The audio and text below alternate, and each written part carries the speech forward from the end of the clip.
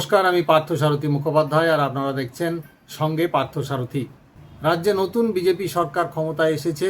নতুন মুখ্যমন্ত্রী হিসেবে দায়িত্ব নিয়েছেন শুভেন্দু অধিকারী। তার মন্ত্রিসভা এবং তাকে আন্তরিক ধন্যবাদ এবং অভিনন্দন। রাজ্যে নতুন সরকার ক্ষমতায় এসেছে বিপুল ম্যান্ডেট নিয়ে। মানুষের আশা তারা পূরণ করবেন।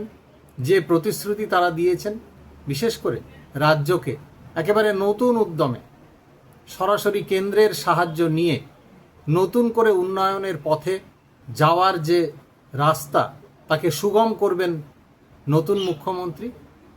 মানুষের এই আশা করি খুব দ্রুত পূরণ হওয়ার দিকে তিনি এগিয়ে যাবেন।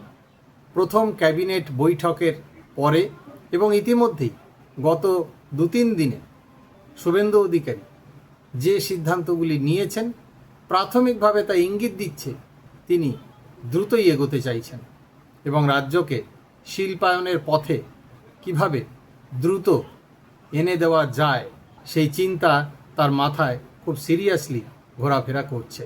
এই সমস্ত কিছু নিয়েই আজকের ভিডিও। আপনারা সঙ্গে থাকবেন, দেখবেন পুরোটাই। মূল ভিডিওতে যাব তার আগে সামান্য কয়েকটি পরিচিত কথা। ইতিমধ্যেই যারা আমার চ্যানেলটি সাবস্ক্রাইব করেছেন তাদেরকে আন্তরিক ধন্যবাদ এবং কৃতজ্ঞতা জানাই।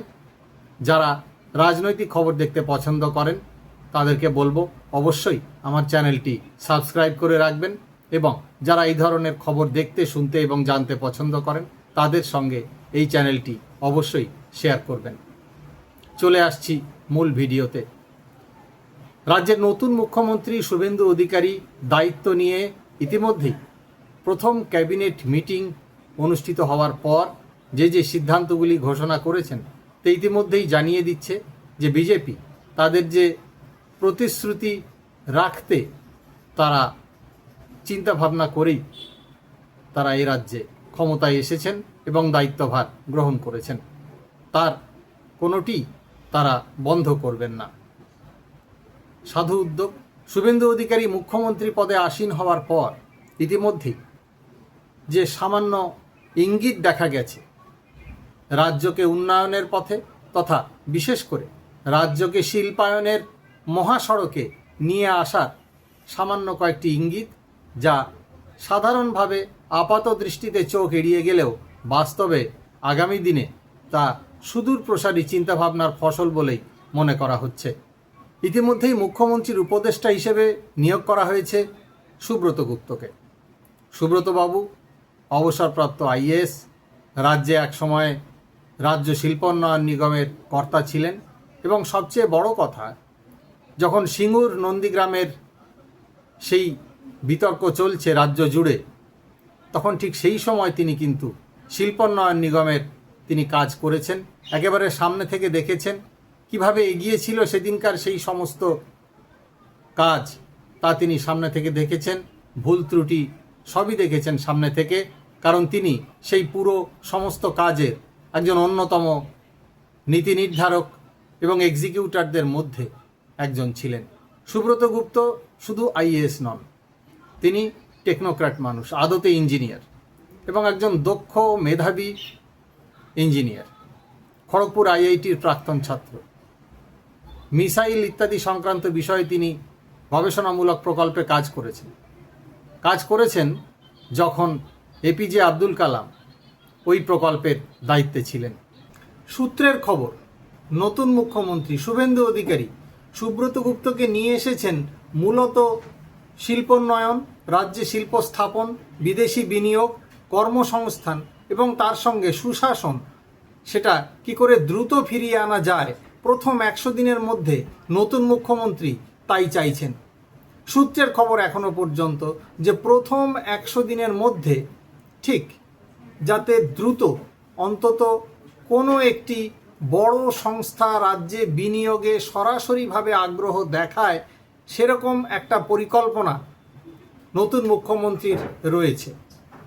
তিনি চাইছেন যে প্রথম 100 দিনের মধ্যে এমন কোনো বড় ব্র্যান্ড, দেশ বা আন্তর্জাতিক স্তরে যে ব্র্যান্ডের পরিচিতি সর্বজন বিদিত, এই ধরনের কোনো সংস্থা রাজ্যে যাতে বিনিয়োগে আগ্রহী হয় এবং তারা যাতে দ্রুত সেই বিনিয়োগে এগিয়ে আসে, এই ধরনের একটা সুযোগ তিনি প্রথমে করে দেখাতে চাইছেন বলে সূত্রের খবর।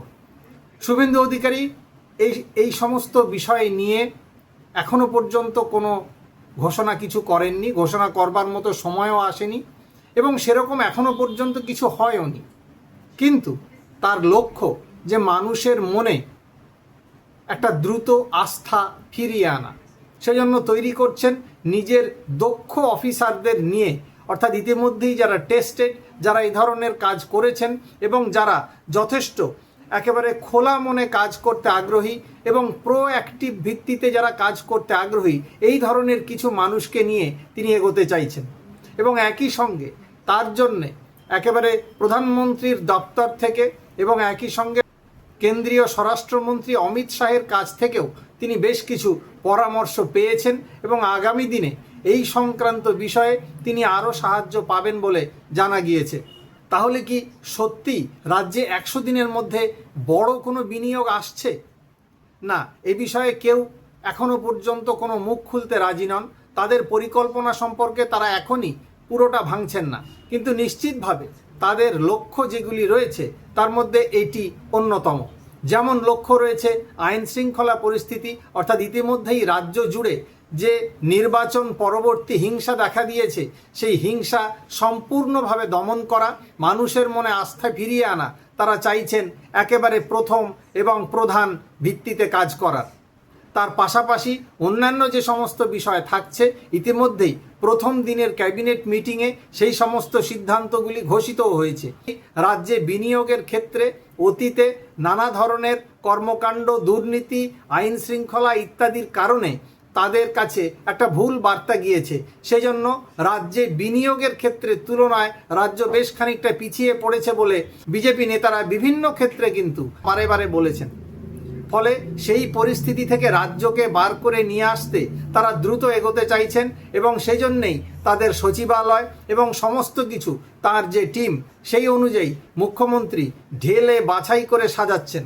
সুব্রত গুপ্তকে সকলের ওপরে নিজের পরামর্শদাতা হিসেবে নিয়ে আসার প্রথম এবং প্রধান কারণ হচ্ছে বিনিয়োগ এবং একই সঙ্গে শিল্পায়ন, তার পাশাপাশি কর্মসংস্থান, এই তিনটি ক্ষেত্রে সর্বোচ্চ নজর যাতে দেওয়া যায়, প্রাথমিকভাবে তাই লক্ষ্য। অবশ্যই এই লক্ষ্য কতটা পূরণ হবে সেদিকে রাজ্যের প্রতিটি মানুষ তাকিয়ে রয়েছে এবং এ বিষয়ে সন্দেহের কোনো অবকাশ নেই। যদি এই অংশটি তারা সুনিশ্চিতভাবে বেশ কিছুটা তারা করতে পারেন, এগিয়ে যান, তাহলে অবশ্যই মানুষের আশা এক ধাক্কায় পূরণ করার লক্ষ্যে তারা বহুগুণ এগিয়ে যাবেন। কেমন লাগলো আপনাদের এই ভিডিও? আপনারা অবশ্যই মন্তব্য করে জানাবেন। যদি ভিডিওটি ভালো লাগে তাহলে অবশ্যই বলবো লাইক, কমেন্ট এবং শেয়ার করে ছড়িয়ে দেবেন আরও বহু মানুষের কাছে। চালু করে রাখবেন বেল আইকনটিও। আর অবশ্যই এই চ্যানেলটি ভালো লাগলে আপনাদের বলবো সাবস্ক্রাইব করে রাখতে।